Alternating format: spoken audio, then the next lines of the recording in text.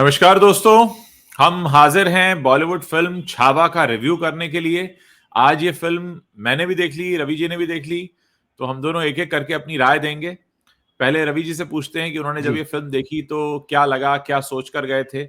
और रवि जी ने ये थोड़ा इतिहास भी पढ़ा हुआ है शिवाजी महाराज का। आपने उनसे जुड़ी कहानियाँ भी आपको पता हैं, तो कितना आप कनेक्ट कर पाए या आपको लगा कि ये सब कुछ नया है? क्या कमी थी, क्या अच्छा लगा आप बताइए डिटेल में? देखिए, मैं बड़ी उम्मीदें लेकर ये फ़िल्म देखने गया था हाँ, क्योंकि जैसा कि आपने कहा कि साहित्य, सिनेमा और इतिहास जो है तीनों ही विषय रहे हैं हाँ, और किताबें भी पढ़ी है और हाँ, क्योंकि शिवाजी महाराज और फिर उनके बेटे से जुड़ा हुआ, तो सबसे पहले बताऊँ कि संभाजी महाराज पर 2 बड़े उपन्यास मैंने पढ़े हैं। हाँ, एक तो मूल छावा जिस पर ये फ़िल्म बनी है, हाँ, हाँ, शिवाजी हाँ, सावंत साहब का। हाँ, और दूसरा एक बड़ा उपन्यास और है इसी तरह से हाँ, विश्वास पाटिल साहब का जो मराठी के बहुत बड़े साहित्यकार हैं आज के समय में, जी, अभी हैं वो, जी, शिवाजी सावंत तो नहीं है। हाँ, हाँ, तो उनका एक उपन्यास है संभाजी और वो भी हुँ, बड़ा मोटा करीब 700-800 पेज का दोनों ही मोटे जो मतलब बड़े-बड़े उपन्यास हैं ये। हाँ, और बड़े इतिहास के शोध के साथ में जो है इन दोनों ने बहुत मेहनत से लिखा है। तो मैंने उनको पढ़ा था, वो चीज़ दिमाग में थी। उसके अलावा जो पाटिल साहब इस समय एक उपन्यास लिख रहे हैं, हाँ, शिवाजी महाराज पर जो कि हाँ, नॉवेल्स की सीरीज़ है, हाँ, हाँ, महासम्राट नाम से। तो मराठी, हिंदी, अंग्रेज़ी, उड़िया इन 4 हुँ, भाषाओं में, तो मूल मराठी में लिखते हैं। तो इसके 2 खंड जो है वो प्रकाशित हो चुके हैं। मराठी में हो चुके हैं, हिंदी में पहला खंड जो है मैंने ही अनुवाद किया है, वो आ चुका है। जी, दूसरा भी मैंने किया है, तो वो अभी छपने की प्रोसेस में है। अंग्रेज़ी हुँ, में दोनों 2 खंड आ चुके हैं। तो हाँ, शिवाजी पर काफ़ी कुछ पढ़ा है और इन्हीं लोगों की वजह से पढ़ा है। हाँ, अ, हाँ, उपन्यास के बृहद उपन्यास है, मतलब ऐसा नहीं हाँ, कि कहानी लिख दी मतलब 100-50 पेज की। अब जब इतनी सारी चीज़ें थी और जब लक्ष्मण उतेकर इस फ़िल्म को बना रहे, ट्रेलर हमने देखा था, ट्रेलर पर हाँ, बातचीत की थी, लग रहा था विकी कौशल भी अच्छे लग रहे थे। हाँ, तो उम्मीदें थी और जिज्ञासा भी थी कि यार कैसे हाँ, बनाया होगा? क्योंकि हाँ, एक बृहद इतने बड़े उपन्यास को जो हुँ, शिवाजी सावंत साहब का है, उसको क्या आप ढाई पौने 3 घंटे में समेट दें। हाँ, किताबों पर किताबों को जब भी पर्दे पर उतारा जाता है, तो ये बहुत बड़ी चुनौती होती है और दुनिया में बहुत ही गिनी-चुनी फ़िल्में ऐसी होंगी किताबों पर बनी हुई हुँ, या साहित्य पर बनी हुई कि कहा जाए कि इन्होंने न्याय किया है उस हुँ, किताब से। तो हुँ, ये बहुत बड़ा चैलेंज है। या तो आप कहते हैं कि ठीक है भई हमने अपना एडaptation किया। हालाँकि जैसे फ़िल्मों की शुरुआत में ही आ जाता है कि डिस्क्लेमर कि भई ये सत्य घटना पर आधारित है लेकिन हमने अपने सिनेमाई चेंजेज़ किए हैं और इसको पूरा इतिहास ना माना जाए। ठीक है, हाँ, आप थोड़ी बहुत छूट लेते हैं। लेकिन हाँ, इस फ़िल्म को देखते हुए मुझे एक बड़ी कमी ये लगी कि अगर कोई मराठा इतिहास से परिचित नहीं है, हालाँकि हुँ, शुरुआत में कमेंट्री चलती है मराठा इतिहास और मुगल इतिहास हाँ, दोनों किस तरह से दोनों साम्राज्य थे और दोनों किस तरह से टकराए, शिवाजी महाराज हाँ, से कहानी शुरू हो रही है। पर हाँ, इसमें जो कैरेक्टर्स आते हैं वो क्योंकि आप अगर मराठा इतिहास नहीं जानते हैं तो यहाँ पर वो वेल डिफाइंड नहीं है। आप कह सकते हैं कि भई ये कहानी तो संभाजी महाराज की है, बाकी की क्या ज़रूरत है? लेकिन हाँ, कोई भी कैरेक्टर इतिहास में जब भी बड़ा होता है, तो वो हाँ, अपने आप से बस नहीं होता है, उसके आस-पास बहुत सारे लोग होते हैं। अगर आप हाँ, शिवाजी महाराज की बात करेंगे, तो आप उनकी माँ जीजा माता को का जो उन पर प्रभाव है, वो नहीं छोड़ सकते हैं, है ना? या उनके पिता हुँ, शाहजी महाराज जो हैं, वो नहीं छोड़ सकते हैं। उनके बहुत सारे हुँ, सेना नायक रहे हैं, तो उनके आस-पास वालों को भी जानना समझना बहुत ज़रूरी होता है। तो जैसे मैंने कहा कि ये चैलेंज है कि आप 2 ढाई घंटे या 3 घंटे में भी समेट दो, तो इसमें जो हाँ, किरदार आए हैं, वो बिल्कुल भी वेल डिफाइंड नहीं है। पूरी कहानी हुँ, जो है संभाजी हुँ, महाराज के आस-पास है। अब उनके आस-पास कौन लोग हैं आपको लगभग नहीं पता चलता है। हाँ, मतलब मैं तमाम चीज़ें जान रहा था, तब भी देख रहा था कि उसको डिफाइन नहीं किया गया है। सिवाय जो उनकी पत्नी हैं, हुँ, येसुबाई, उनको थोड़ा-सा लेकिन उनको भी पूरा इस तरह से एकदम गृहस्थ महिला की तरह दिखाया गया है कि जबकि वो वैसा नहीं है। जब हुँ, संभाजी महाराज नहीं रहते थे तो उनकी अनुपस्थिति में अ, किले का हाँ, सारा कारभार, राजनैतिक पूरा उस दौर का जो भी था या जो भी हुँ, सारी देख-रेख व्यवस्था थी उनके हाथ में थी, उनकी अपनी सील थी, मुहर जो राजमुहर राजमुद्रा होती है, लेकिन वो सारा पक्ष यहाँ पर गायब है। वो एकदम ऐसा लगता है कि बस वो उनकी पत्नी है और जब वो आ रहे हैं उनका इंतजार कर रही हैं, पूजा आरती जैसा या मतलब थोड़े से रोमांटिक पल, तो आपने वो भी ठीक से उसको पोर्ट्रे नहीं किया। फिर इसी तरह से जो सोयरा बाई जो उनकी सौतेली माँ, हाँ हाँ वो भी हाँ कैरेक्टर जो है बिल्कुल वेल डिफाइंड नहीं, जबकि हम्म, सोयरा बाई जो थी वो शिवाजी महाराज की दूसरी पत्नी थी दूसरी और पत्नी। संभाजी महाराज जो थे वो सई बाई उनकी माँ का नाम था। सई बाई हम्म, जो है वो शिवाजी महाराज की पहली पत्नी थी और हाँ जब संभाजी महाराज करीब से 2 साल के थे, मतलब छोटे थे, तभी हाँ उनका निधन हो गया था, क्योंकि संभाजी महाराज जब पैदा हुए उसके बाद संभाजी महाराज उनकी चौथी संतान थे, इनसे पहले हाँ 3 बेटियां थी। हम्म तो इस तरह से वो उनके इकलौते बेटे थे, लेकिन इनके जन्म के बाद में वो बीमार रहने लगी थी। हम्म, शिवाजी महाराज का और सई बाई का बड़ा सुंदर प्रेम था और लंबा साथ था दोनों का जीवन में, क्योंकि उनका बचपन में ही विवाह हो चुका था दोनों का।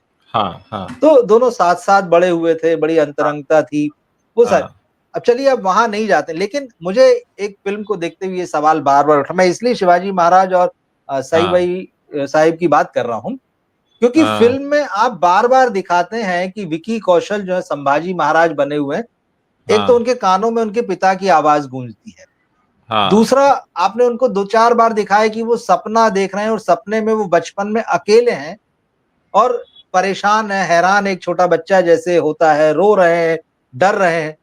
उसके पीछे साइकोलॉजी क्या है?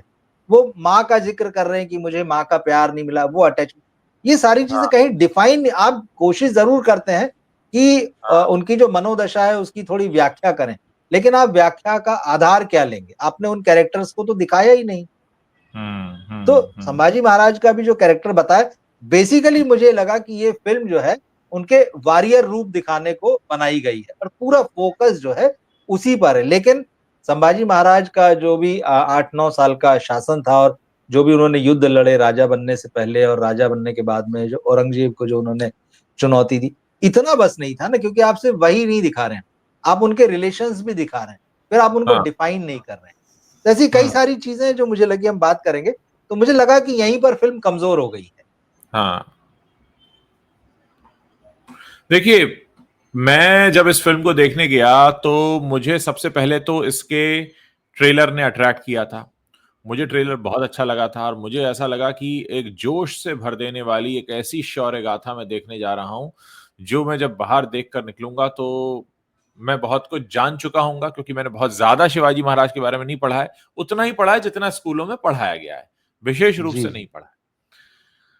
लेकिन जब मैं अंदर दाखिल हुआ और कहानी धीरे धीरे आगे बढ़ी, तो मेरे मन में कई सारे प्रश्न आ रहे थे और उन प्रश्नों के उत्तर देने वाला वहां कोई भी नहीं था। मतलब कहानी में कोई नहीं था, फिल्म में कोई नहीं था।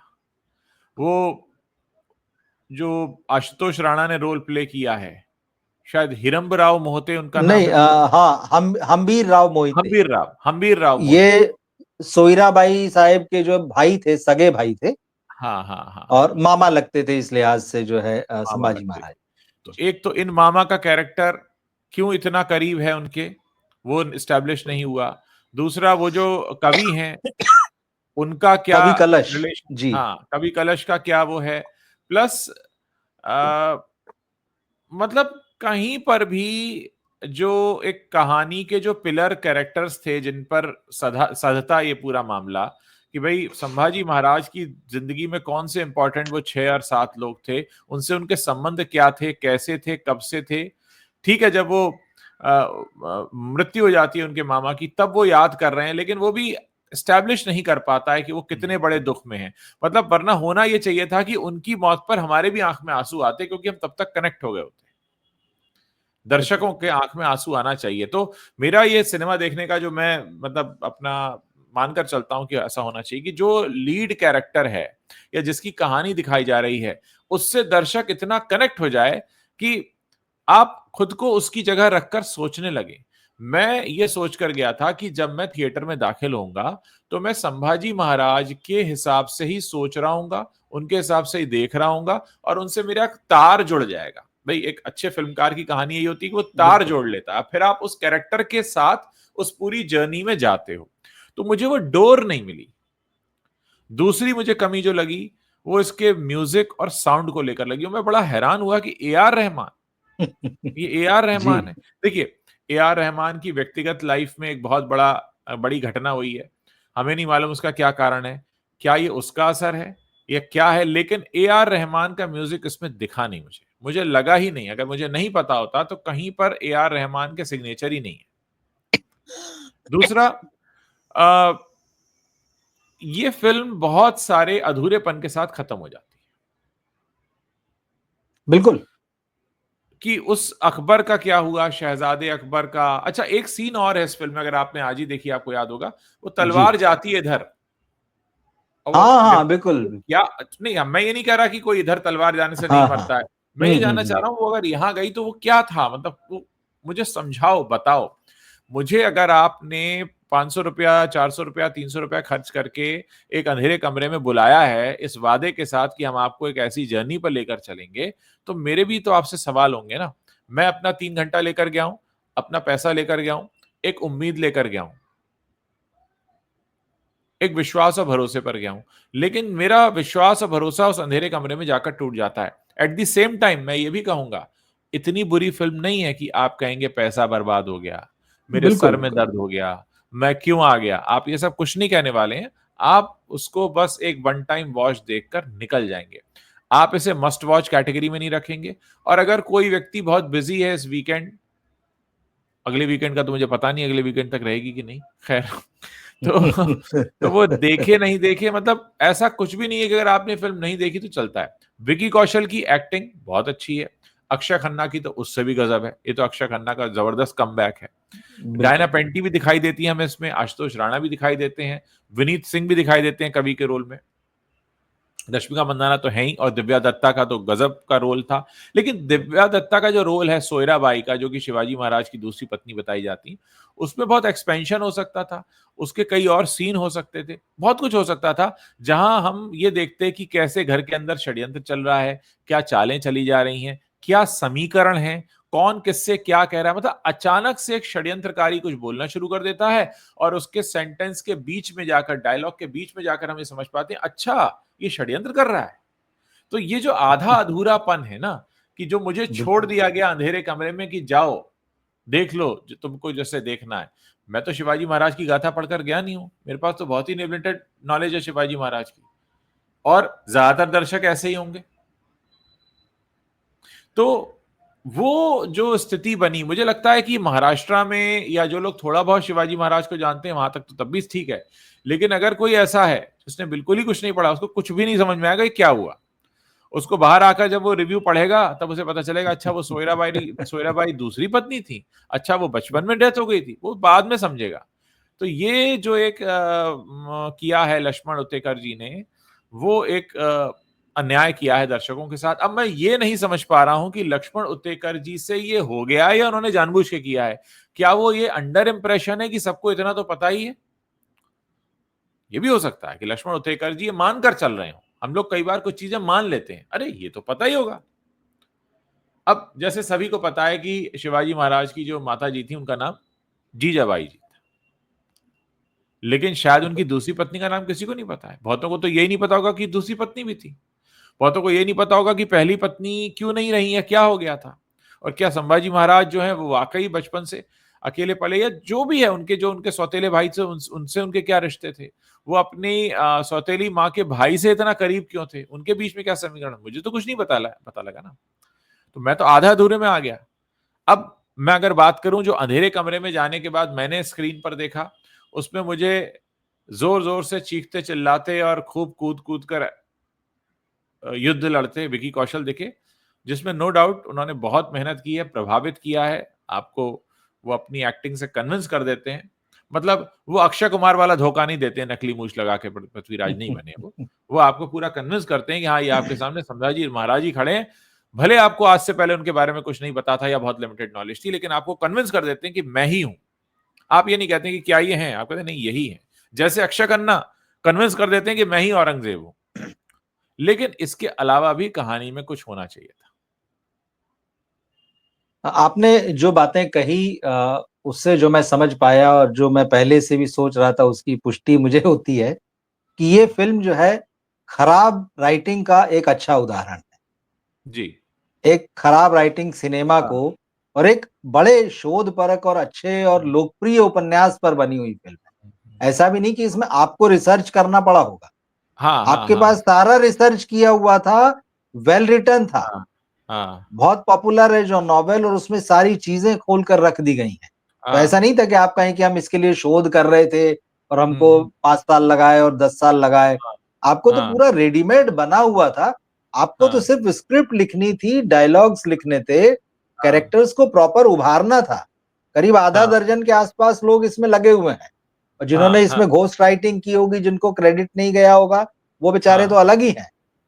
मतलब इतने लोग लिख कर हाँ, भी एक हाँ, उपन्यास को आप सिनेमा में नहीं ढाल पा रहे हैं। हाँ। ये तो बहुत ही खराब बात है। फिर वही बात है कि हुँ, हुँ। राइटिंग एक स्पेशलाइज्ड वर्क है। ये ऐसा हाँ, नहीं कि आप किसी को भी बैठा लो और वो हाँ, लिख दे। तो हाँ, यहाँ पूरा बॉलीवुड में यही चल रहा है और ये एक अच्छा उदाहरण हमारे सामने आया है कि हाँ। खराब राइटिंग एक अच्छे सब्जेक्ट को, एक अच्छे सिनेमा को जो है कैसे नष्ट कर देती है। नष्ट तो कर छावा में वही हुआ है। भाई आपने संभाजी महाराज की अगर कहानी दिखाई है, तो आप इस तरह से अन्याय कर रहे हैं उनकी कहानी से। हाँ, इसको हाँ, आप हाँ, कह रहे हैं कि आप इसे ऐतिहासिक भी मानिए, फिर आप ये भी हाँ, कहते नहीं हमने छूट भी ली है। क्या सच हाँ, है? छूट हुँ, अगर ली है और छूट लेकर आपने सिनेमा बनाया तो बहुत खराब सिनेमा बनाया है। हाँ, क्योंकि मुझे ऐसा लगता है जैसे आपने कहा कि विक्की कौशल जिस तरह से आते हैं बार-बार चीखते, चिल्लाते, खूब उछल-कूद करते, ये पूरा सिनेमाई वर्ज़न है। इसको आप हाँ, रियल नहीं बोलेंगे। हाँ, ये हाँ, सिनेमाई वर्ज़न है जो आपने ढाई घंटे में उसको उनकी उस पूरी छवि को, उनके जीवन को कैद कर दिया है। अब दर्शक के दिमाग में यही रहेगा अच्छा संभाजी महाराज, अच्छा हाँ, ऐसे चीखते थे, ऐसे चिल्लाते थे, बस ऐसे हाँ, तलवार लेके और ऐसे हथियार लेके टूट पड़ते। मतलब हाँ, उसके अलावा उसके दिमाग में और कुछ भी नहीं रहेगा। ठीक है, हाँ, विकी कौशल इस रोल में अच्छे लगे हैं, उन्होंने बहुत मेहनत की है, जस्टिस किया हाँ, है उस रोल से, सारी चीज़ें ठीक है। लेकिन हाँ, ये राइटिंग और डायरेक्शन की कमज़ोरी है। हाँ, भई आप बता रहे हैं ना छावा ठीक है, सिंह का बेटा, है ना? छावा, हाँ, तो ठीक हाँ, है, लेकिन आपने सिर्फ़ या तो आप उनकी कि जो भी युद्ध कौशल था या उनकी कोई लड़ाई थी सिर्फ़ उसी को लेके कहानी बनाते या सिर्फ़ उनकी आखिरी लड़ाई को लेके कहानी बनाते। ऐसा नहीं, आपने उनके उस जीवन का जो कालखंड है 8-9 साल का उसको समेटने की कोशिश की है तो उसमें बहुत सारे लोग आए हैं। और अगर वो सिंहासन पे बैठे भी हैं, तो सोयराबाई साहब का यहाँ जो कैरेक्टर इम्पोर्टेंट इसलिए होता है और इसको बाकायदा पर्दे पर उतारा जाना था जिसको कि उन्होंने डायलॉग्स में समेट दिया। हाँ, सोयराबाई जैसा कि हमको फ़िल्म में भी दिखता है कि अपने छोटे मतलब उनका जो बेटा है 10 साल के आस-पास का, वो उसको हुँ, राजा बनाना चाहती, वो उसको छत्रपति बनाना चाहती हैं। राजा राम जो आगे जाके इसमें हुँ, बताया कि छत्रपति बनते हैं संभाजी महाराज के बाद में। हुँ, तो वो हुँ, वही बनाना चाहती थी, तो वो चाहती थी और उन्होंने पूरा इसके लिए जो पूरा षड्यंत्र रचा था, उसमें ये मिलता है कि उन्होंने अपने भाई जो हम्बीर राव मोहिते हैं, उनसे मदद माँगी। हम्बीर राव जो है, उनके बहन के सगी बहन के साथ जाने के बजाय उन्होंने कहा कि नहीं मैं संभाजी महाराज का साथ दूँगा। हुँ, तो हुँ, वहाँ जो है सोयराबाई साहब जो थी उनके पूरे प्लान फेल हो गए। ये इतना इम्पोर्टेंट है, ये सारी चीज़ जो आप डायलॉग में वहाँ बैठाकर जो समझाना चाह रहे हैं, ये हुँ, चीज़ अच्छी स्क्रिप्ट में ये उतनी ही देर में ये सारी चीज़ें आ सकती। ऐसा कुछ नहीं था कि इसमें अलग से कुछ करना चाहिए था। तो इसलिए मैं कह रहा हूँ कि राइटिंग खराब है, कैरेक्टर यहाँ डिफाइन नहीं हुए हैं।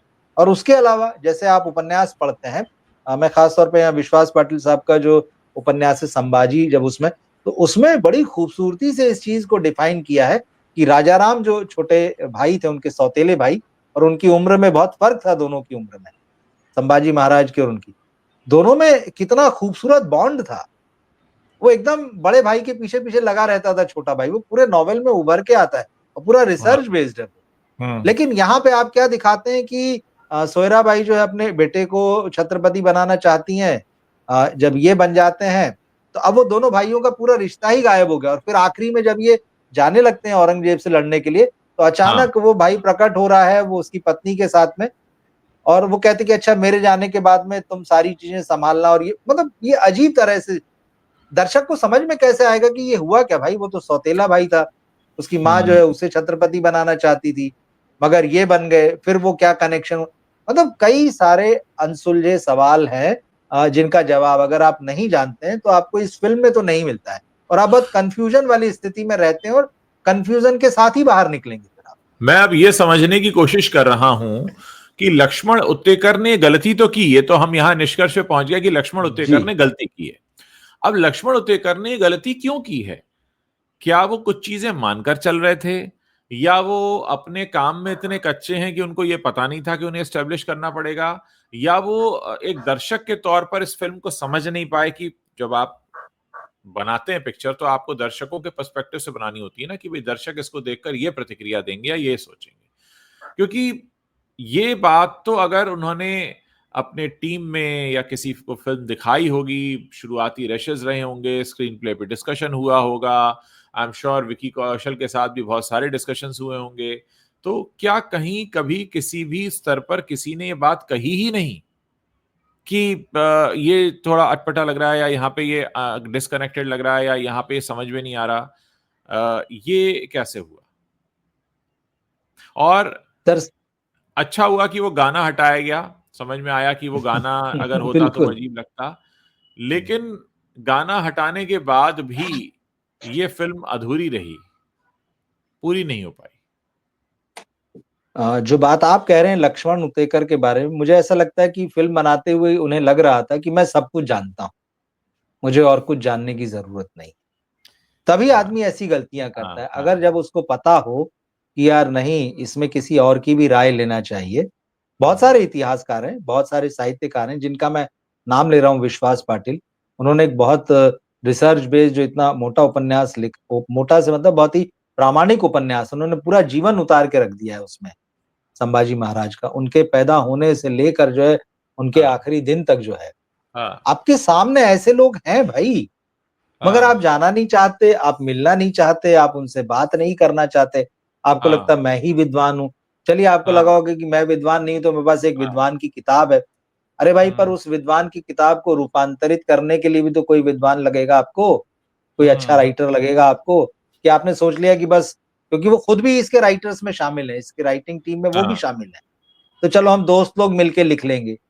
तो हुँ, आपने इतनी बड़ी फ़िल्म का, इतने बड़े बजट की फ़िल्म का, आप कहिए कि हुँ, ठीक है हमने बना लिया संभाजी महाराज पे एक ऐसी फ़िल्म बनाई कि पूरे देश को बता दिया कि वो कौन थे।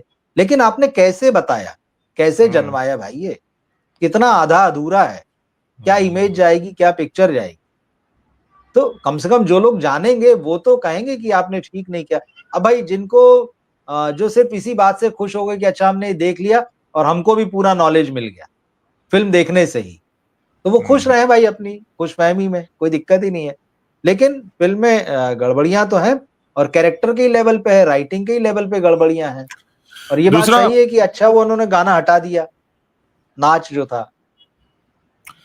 दूसरा ये कि लक्ष्मण उत्तेकर महाराष्ट्र से आते हैं, जाहिर है जब फ़िल्म बना रहे होंगे तो उनके मन में ख़्याल होगा कि हमारे एक हीरो हुए हैं, एक नायक हुए हैं, एक ऐसे वीर प्रतापी हुए हैं जिनकी हम कहानी कहें।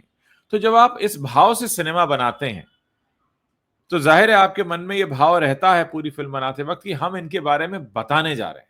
हम इनका इंट्रोडक्शन देने जा रहे हैं। इनका इंट्रोडक्शन अपनी तरह से देने जा रहे हैं। इनका इंट्रोडक्शन एक नई तरह से देने जा रहे हैं, या इनका इंट्रोडक्शन हम उन लोगों को देने जा रहे हैं जो शायद इनके बारे में नहीं जानते या कम जानते। तो क्या उस वक़्त ये सोचते समय भी आपको ख़्याल नहीं आया कि आप इनका एक इंट्रोडक्शन भी अगर दे रहे हैं, आप इनका परिचय भी दे रहे हैं, तो वो तो पूरा हो। मतलब आप जब वो बनाते हैं सिनेमा तो एक ज़िम्मेदारी होती है, 2 ज़िम्मेदारियाँ होती हैं। एक तो जो आप कहानी लेकर चले हैं, वो इस तरह से कहें कि वो समझ में आए और लोगों पे असर डाले, वहाँ थोड़ा-सा फ़ेल हुए आप। दूसरा, आप जो कहानी लेकर चले वो ही पूरी नहीं थी। तो मतलब ये आप आधा-अधूरा क्या लेकर आए और क्या आपने डिलीवर किया, और आप उम्मीद क्या लगा के बैठे हो, और इस पूरे प्रोसेस में आपने करोड़ों रुपए लगा दिए। तो वो जो समय था, वो जो घड़ी थी जब आपने कहा कि हाँ, यही पूरा है, उस समय में तो आपको एक ख़्याल आना चाहिए था कि नहीं ये पूरा नहीं है, और अगर आपको नहीं आया तो आपकी टीम में किसी को आना चाहिए था। किसी ने तो रशेस देखे होंगे, किसी ने तो टुकड़ों में पहले पिक्चर को देखना शुरू किया होगा, किसी ने तो वो स्क्रीन प्ले पढ़ा होगा, कोई तो होगा जिसने सवाल पूछे होंगे। मतलब कितनी सारी चीज़ें खत्म होती चली गईं, और फिर एक जब एंड प्रोडक्ट निकल कर आया और हमारे जैसे लोग जो पहली बार थिएटर में अंधेरे कमरे में घुसे, हमने देखा अरे! हमें को तो ये समझ में नहीं आया, ये नहीं आया, ये नहीं आया। लो जी, अब आपने जो करोड़ों रुपए लगाए, जो मेहनत लगाई उसका क्या? तो क्या आपने इस फिल्म को बनाते वक्त पूरी सावधानी नहीं बरती, या आपको पता ही नहीं था? दो ही बातें हो सकती हैं, या तो सावधानी बरती नहीं गई इसलिए दुर्घटना हुई, या आप जानते ही नहीं थे कि ये भी कहना होता है। और अगर ऐसा है तो फिर ये अपने आप में बहुत बड़ी बात है कि आप मतलब इतने बड़े फिल्म मेकर आप हैं और आपको ये नहीं पता कि कहानी में कहना क्या होता है। देखिए, लक्ष्मण उतेकर इससे पहले मॉडर्न कहानियां बनाते रहे हैं, हाँ, है ना? हाँ, उनका कोई पहली बार उन्होंने एक हिस्टोरिकल सब्जेक्ट पर अटेम्प्ट किया। लेकिन इसके लिए जो मुझे लगता है जो गहराई चाहिए आपके अध्ययन में या आपकी हाँ, मेकिंग में, आपकी राइटिंग में, वो नज़र नहीं आती। भई, मुझे इस फ़िल्म को देखने के बाद मैंने सोचा यार इस फ़िल्म में बहुत गड़बड़ियाँ हैं। मुझे मुग़ल-ए-आज़म की याद आई। मैंने हुँ, मुग़ल-ए-आज़म तब देखी थी जब मुझे ना अकबर के बारे में समझता था, ना जहांगीर के बारे में समझता था। मुझे पता ही नहीं था कि सलीम ही जहांगीर है ना? ना मुझे जोधाबाई पता थी, ना मुझे मानसिंह पता थे। लेकिन वो फ़िल्म मुझे तब भी अच्छी लगी और तब भी मुझे कहा कि अच्छा ये ग्रेट फ़िल्म है, हिस्टोरिकल है। कहीं न कहीं वो इतिहास मेरे दिमाग में बैठ गया था। लेकिन धीरे-धीरे जब मैंने इतिहास को पढ़ा तो मुझे जो उस फ़िल्म में कहानी के स्तर पर जो उन्होंने अपनी कल्पना से मिक्स किया था या जो सिनेमैटिक लिबर्टी ली थी, वो साफ़ होता चला गया और अब मैं इतिहास को अलग समझ चुका हूँ, उस फ़िल्म को अलग समझ चुका हूँ। लेकिन उस फ़िल्म के लिए मेरे मन में रत्ती भर भी सम्मान कम नहीं हुआ। हाँ, उस इतिहास का सच जानने के बाद भी मैंने 2-4 बार हाँ, वो फ़िल्म देखी और मुझे वो उतनी ही अच्छी लगी। हाँ, सिनेमा इस तरह से बनाया जाता है। अगर चलिए आप बहुत पीछे नहीं जाना चाहते हैं तो भंसाली ने आपके समय में 2-2 फ़िल्में बनाई हैं। पद्मावत बनाई हैं, बाजीराव मस्तानी बनाई हैं, है ना? देखिए, ये जो उन्होंने आपने कहा ना कि लक्ष्मण उतेकर हाँ, ने अभी तक जो है मॉडर्न कहानियाँ बनाई हैं, पहली बार ऐतिहासिक फ़िल्म बनाई है, तब तो और भी बनता था, तब तो ये गलती और बड़ी हो जाती है इसके बिल्कुल। साथ में, कि तो आप जो काम पहली बार कर रहे थे, उसके बारे में तो और ठोक बजा के करना था आपको कि अरे भैया ये ठीक है, सही नहीं है, क्या है? मुझे लगता है कि ये तो कमी है, और मुझे दुःख होता है नई पीढ़ी के लिए। जेन ज़ी जब इसको इस तरह से देखेगा, हुँ, आधे-अधूरे ज्ञान के साथ, तो 2 नुकसान हैं। यहाँ नुकसान ये नहीं है कि वो संभाजी महाराज को नहीं समझ पाएगा या हमारे इतिहास को नहीं समझ पाएगा। हमारे साथ दिक्कत ये है कि आप जैसे लोग कहीं उनके लिए मिसाल ना बन जाएँ फ़िल्म मेकिंग के मामले में। बहुत अच्छी बात कही तो वो आपने। आपकी गलतियाँ ही दोहराएँगे। तो आप देखिए, जब आप एक ऐसा सिग्नेचर करने जा रहे हैं जिसको हो सकता है कोई कॉपी भी कर रहा हो कहीं किसी गाँव, कस्बे या बम्बई में बैठ बिल्कुल। के, कि हम भी कभी ऐसा बनाएँगे। तो कहीं आप कोई गलत सीख अनजाने में तो नहीं दे जा रहे हैं। देखिए, एक तो आप भूल कर रहे हैं, गलती कर रहे हैं। आप अपने दर्शक के साथ अन्याय कर रहे हैं। अपनी विधा के साथ इनजस्टिस कर रहे हैं।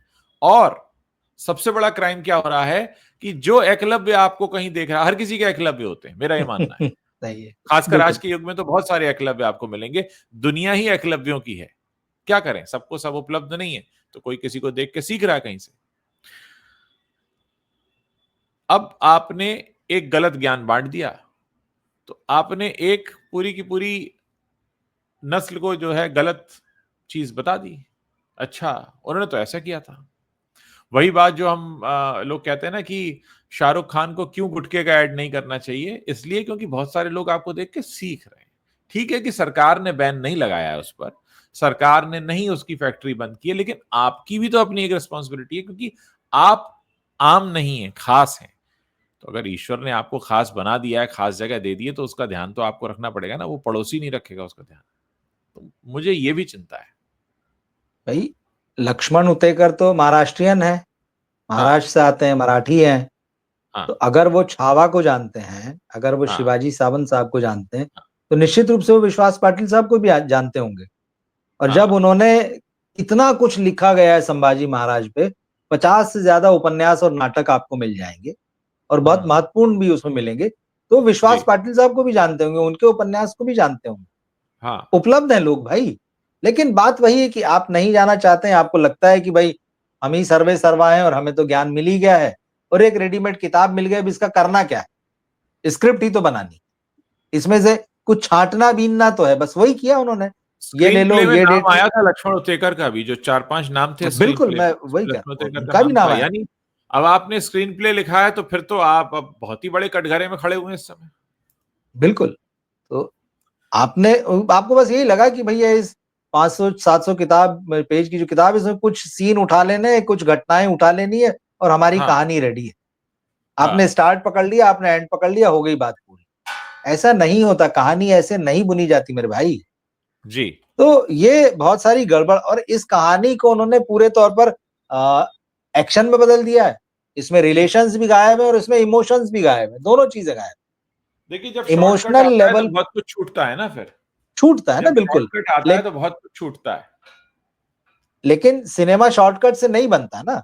नहीं वो बनता। तब जबकि आप बड़ा सिनेमा बनाना चाह रहे हैं, आप एक बड़ा सिग्नेचर करना चाह रहे हैं, आप दुनिया को पहली बार बताना चाह रहे हैं, मतलब हिंदी के दर्शकों को, कि देखिए संभाजी जी। महाराज, शिवाजी महाराज के जो बेटे थे, और हम्म। कितना बड़ा बलिदान था, कितना उन्होंने संघर्ष किया, या कैसे उन्होंने औरंगजेब को नाको चने चबवा दिए, कि भैया वो जब आया हाँ है, जब संभाजी महाराज से यहाँ लड़ने के लिए हाँ दक्कन में, तो फिर हाँ दक्कन में ही वो मरा है, वापस नहीं हाँ लौट हाँ पाया है।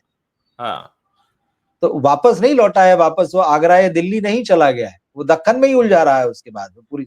हाँ यही उसकी कब्र बनी है।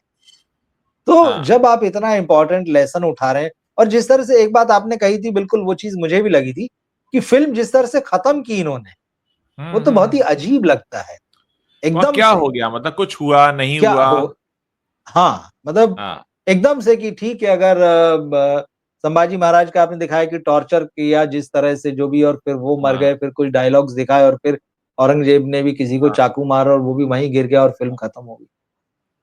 तो आप क्या बता रहे हैं भाई, मतलब तो आपका एंड भी तो प्रॉपर होना चाहिए। इस फिल्म का एक पोस्टर आया था जिसपे बहुत सारी बातें, छावा नाम रखा, तो इनको शेर वाला सीन भी कहीं ना कहीं डालना था। बड़े हाँ हाँ अजीब ढंग से वो वीएफएक्स वाला जो शेर है उन्होंने क्रिएट किया, और वो जो सीन बनाया, ठीक है सिनेमैटिक लिबर्टी थी आपकी, आपने एक सीन बना दिया, उनको शेर से लड़ते हुए दिखा दिया, तो आप उसको पूरा दिखाते। वो सीन आपने फिल्म देखी है, नीचे लड़ाई चल रही है, फिर एक झटके में वो सीन जो है पूरा ब्लैकआउट हो जाता है, तो संभाजी महाराज हाँ ऊपर वापस, कहां से हाँ कैसे क्या, कुछ नहीं। मतलब हाँ आप, कुछ। यहां लगता है कि आप दर्शक को बेवकूफ समझते हैं। ये वो हाँ पॉइंट है कि आप एकदम इलॉजिकल हो जाते हैं, और आप समझते हैं कि हाँ। दर्शक बेवकूफ है, उसको हमने दिखा दिया और वो मान जाएगा, वो समझ जाएगा हमारी बात। ऐसा क्या लगता कहना है कि चाह वो रहे नीचे भाई। देख रहा है उन्हें, नीचे देख रहा है हाँ बाघ से और शेर से लड़ते हुए, और वो पीछे हाँ, होता है। मतलब अजीब तरीके से वो सीन। तो अच्छा, मतलब आपने अच्छा सब्जेक्ट उठाया, लेकिन आपने उसके साथ बिल्कुल भी न्याय नहीं किया, मैं तो कहूंगा। हाँ भाई लोगों को आधी अधूरी जानकारी देने से अच्छा है कि भाई आप जानकारी ना दें, सीधी सी हम्म बात है। और जिन लोगों ने ये फिल्म देख ली है, जो हमें सुन रहे हैं, या हम्म जिन्होंने नहीं भी देखी है, वो देखें हम्म। फिल्म, मैं मना नहीं करता। लेकिन इन दो किताबों को फिर जरूर पढ़ लें। जिस किताब हाँ पर, शिवाजी सावंत साहब की किताब छावा जो नॉवेल है, उसको पढ़ लें, और हाँ। विश्वास पाटिल साहब का जो उपन्यास है संभाजी, उसको पढ़ लें। दोनों नहीं तो हम्म। कम से कम एक पढ़ लें। दोनों किताबें जो है अच्छा समय लेंगी आपका, ये भी मैं आपको हाँ बता दूं, हाँ क्योंकि हाँ मोटे मोटे ग्रंथ की तरह है किताब। पर अगर आप हाँ सचमुच जानना चाहते हैं, आप अगर हाँ। फिल्म को देखें तो फिल्म जैसी ही देखें, और फिर वहीं छोड़ दें। जितने हम्म। हल्के ढंग से उन्होंने कहा, उसको वहीं छोड़ दें। फिर आप वहां से लेकर फिल्म देखकर निकले, और ये ना सोचिए कि हमने बड़ा ज्ञान पा लिया है और अपना हम्म। ज्ञान दूसरे को देने लगे। अगर आपको सचमुच जानना है, तो फिर इन हाँ किताबों को पढ़े, और इनके अलावा भी बहुत कुछ है भाई। बिल्कुल। हमारे कुछ दर्शक बार बार ये पूछ रहे हैं कि क्या मैंने ये फिल्म देखी है, तो मैं तो इतनी देर से इस फिल्म पे बात कर ही रहा हूँ, जाहिर है जी मैंने जी, फिल्म देखी है तभी मैं बात कर रहा हूँ। बिल्कुल। और रवि जी जो कह रहे हैं उससे मैं बिल्कुल इत्तेफाक रखता हूँ, और मैंने जो इतनी सारी बातें लक्ष्मण उत्तेकर के बारे में बोली हैं वो इसी आधार पर बोली हैं, क्योंकि मैंने फिल्म देखी है और इसीलिए मैं बता रहा हूँ कि फिल्म में क्या क्या कमियां हैं। हालांकि विकी कौशल अभिनय के हिसाब से बहुत जानदार शानदार परफॉर्मेंस है उनका, जो मैंने बताया भी। तो मुझे लग रहा है कि ये फिल्म ऐसी है जिसमें मेरे और रवि जी के विचार लगभग बिल्कुल एक ही जैसे हैं। मुझे भी लगा कि कनेक्टिंग पॉइंट्स जो हैं वो मिसिंग हैं बहुत सारे, बहुत सारी चीज़ों को स्टैब्लिश करना था वो नहीं की गई, और बहुत आधे अधूरेपन से कहानी खत्म कर दी गई बिना कुछ ज़्यादा बताए। तो आप बहुत ज़्यादा इसमें भटक कर रह जाते हैं, आपको समझ में नहीं आता कि आप क्या लेके जा रहे हैं इस फिल्म से। मुझे लगता है यहां से ना मैडॉक को भी सोचना चाहिए। हाँ मतलब ये उनका हाँ लगातार दूसरा जो है ना बड़ा फॉल्ट है। एक तो स्काई फोर्स फिल्म हाँ भले ही ठीक थी, लेकिन उसके बहाने जो बहुत सारी चीजें उन्होंने की है, हाँ हाँ वो, हाँ और दूसरा फिर ये सिनेमा जो आप लेके आए हैं। हाँ मतलब वही होता है ना कि फिर आप, नाम हो गया, शोहरत हो हाँ गई, लोग हाँ आपके सिनेमा का इंतजार करने लगे, तो फिर आप कुछ भी पेश कर देंगे। बस ये बस। अब उनको सावधान हो जाने की जरूरत है, क्योंकि उन्होंने अपनी शायद अगले 4 साल के लिए 8 बड़ी फिल्में अनाउंस की। तो ये शायद पहला ही कदम है, उनको यहीं सावधान हो जाना चाहिए। अच्छे हाँ, राइटर्स, अच्छा रिसर्च वर्क, ईमानदारी से जो कर रहे हैं, हाँ, जो कहानी हाँ, बता रहे हैं, उसको हाँ। सारे सिरे उसके ठोक बजा के जोड़ लें। ऐसा हुँ, नहीं अधूरापन रह जाए, और इस चक्कर में भी ना रहें कि हर फ़िल्म का हम सीक्वल बना देंगे। तो बहुत सारी, मुझे लगता है ये 2 फ़िल्मों ने थोड़ा-सा कहीं न कहीं दर्शकों के मन में भी, क्योंकि दर्शक बहुत समझदार हैं। आजकल वो मैडॉक के नाम पे फ़िल्म देखने जा रहे हैं पिछले कुछ समय से। लेकिन जब हुँ, इस तरह हुँ। के जब झटके मिलेंगे ना, तो बहुत हाँ, जल्दी अपने आप को कट ऑफ भी कर लेते हैं। तो फिर ये जो अपने आपके अगले 4 साल का प्लान है कि हम 8 बड़ी फ़िल्में लाएँगे, तो कहीं हाँ। उसमें झटका ना लग जाए बड़ा फिर। तो यहीं सावधान हो जाना चाहिए, मुझे लगता है। रवि जी, मुझे लगता है हमने बहुत अच्छे से कवर कर लिया है छावा को। हमने दोनों ने अपनी तरह से बता दिया है कि फ़िल्म में क्या है।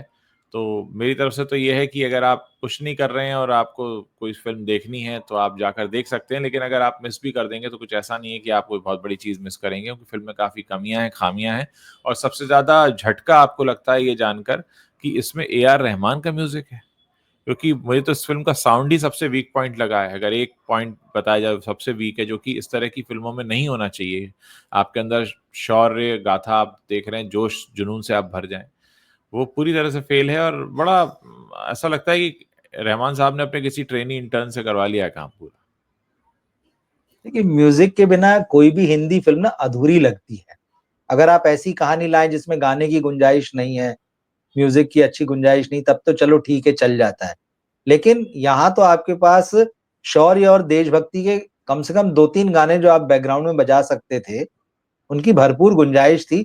ऐसी गाने बीट्स हो की सकती थी है। गाने की कमी तो है ही है। मतलब पिक्चर में बिल्कुल। जो बैकग्राउंड स्कोर और साउंड के नाम पे जो कुछ भी है, वो हाँ, बिल्कुल भी प्रभावित नहीं करता। तो वो कमी जो है यहाँ पर बहुत खलती है, और हाँ, सही बात है, ए आर रहमान साहब का नाम जुड़ा उसके बाद अगर ये हुँ, कमी है, तो हाँ, फिर रहमान साहब को भी यहाँ सोचने की ज़रूरत है। बिल्कुल, बिल्कुल, बिल्कुल, बिल्कुल। रवि जी, बहुत-बहुत शुक्रिया अपना समय देने के शुक्रिया लिए, उज्ज्वल जी। हमारे दर्शकों के बीच आकर बताने के लिए। उम्मीद है कि दर्शक अपने हिसाब से फैसला करेंगे और अगर जिन लोगों ने देख ली है फ़िल्म, तो वो हमें बताएँ उनका अनुभव कैसा रहा? क्या उनका अनुभव भी ऐसा ही रहा जैसा हमारा रहा है? तो मुलाकात करते हैं फिर किसी लाइव सेशन में रवि पक्का, जी आपसे। थैंक यू, ज़रूर मिलते हैं। थैंक यू, शुक्रिया। Thank thank you. Good night.